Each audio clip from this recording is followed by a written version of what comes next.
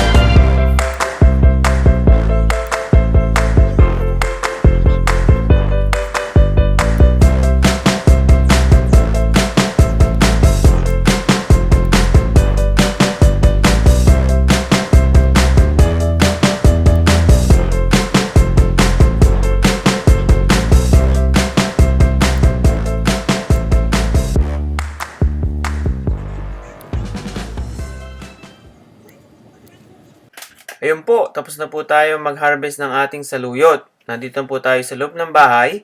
At ngayon po, sisimulan na po natin ang pagluluto. Mga kailangan po tayo ng luya, bawang at sibuyas. At po yung ating tamarin na pang-asim. At po yung ating panahog, yung ating pong manok, nakamarinate na po ito. At kailangan po natin ng bamboo shoot o yung labong ng kawayan. Kaya kailangan din po tayo ng patis, paminta, tsaka po yung garlic powder. At especially po, yung pong ating saluyot. May mainit na kawali na po tayo dito. Ang gagawin po natin ngayon, medyo ipipirito po muna natin yung ating manok. Po, sa mantika. So, para po mag golden brown siya, maganda po yung kulay ng manok.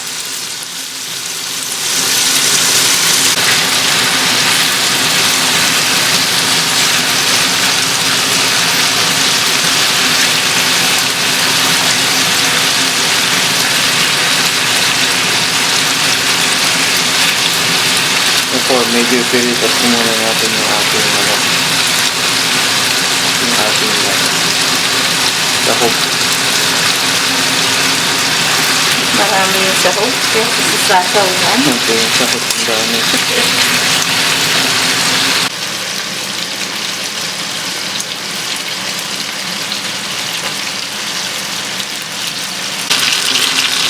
Yan guys, pag natatangkin nyo na brown na, yan, i-flip nyo na yung ating manok. Yan, babalikan rin na natin.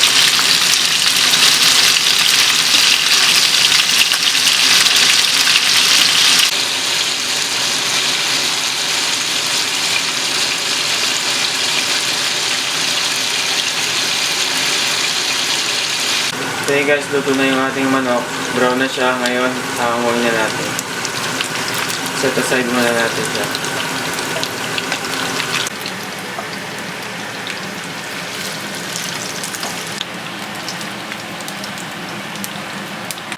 So ngayon, igigisa na natin yung ating luya. Sa sarili rin pong kawali. Doon po sa pinaglutuan natin ng manok.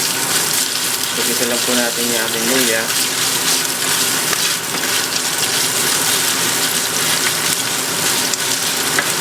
Pag medyo brown na po yung ating luya, sunod na po natin ang ating sibuyas.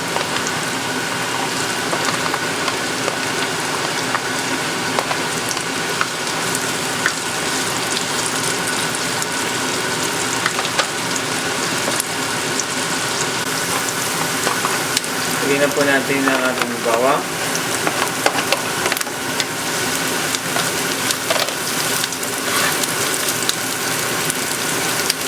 Ayan, nakakamilis na po. Bango na. Ngayon guys, lalagyan na po natin yung ating manok. Ang ating panahog.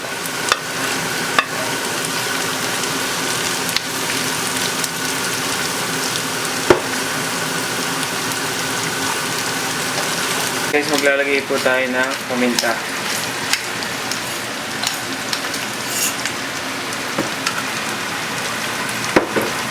Saka po garlic powder.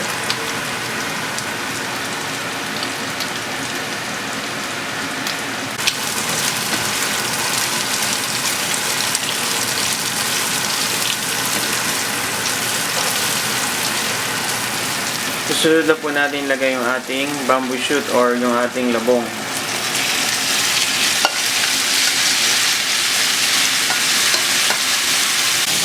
So guys, po yung sa labong natin na binili po namin yung naka-can kasi walang mabili rito na fresh na labong eh. So ayun guys, lalagyan po na po natin ng konting tubig. So yan. Tapos hayaan po natin na magkumulo po muna. Mag-simmer ng konti yung ating labong at manok.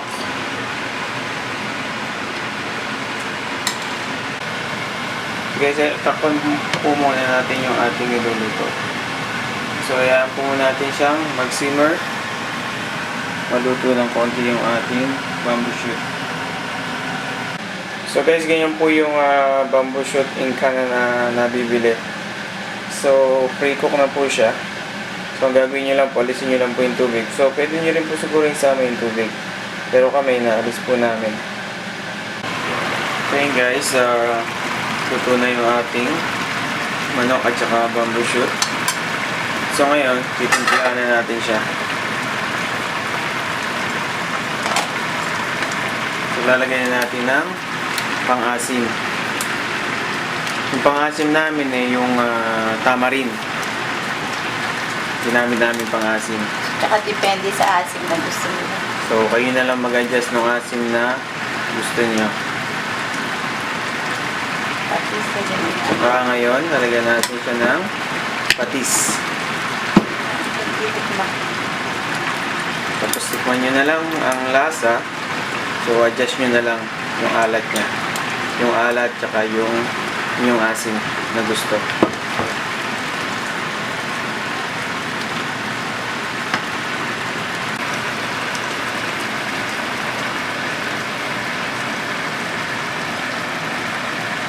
So guys, ngayon, lalagyan na natin yung ating saluyot. Ating star for today. Ang ating saluyot. So make sure may asim na bago ilagay. Kaya bago nyo po ilagay yung saluyot, make sure okay na po yung lasa nyo dun sa sabaw. Saka may asim na para hindi magulas.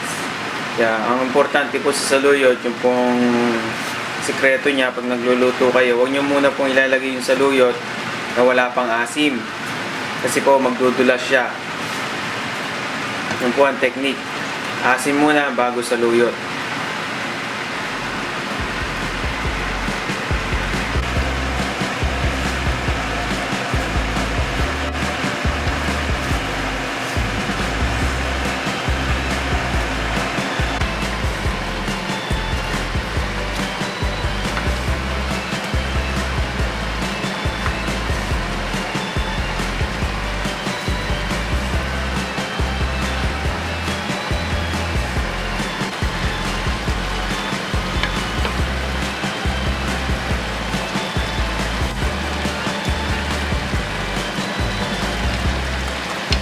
Okay guys, so ang dami nung saluyot natin kanina.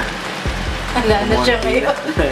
Tumunti na. Yan, ganyan talaga pag yung niluluto mo ay dahon. Kala mo madami pero pag naluto na, konti na lang. Yan guys, oh. Look yummy. Yummy, yummy saluyot.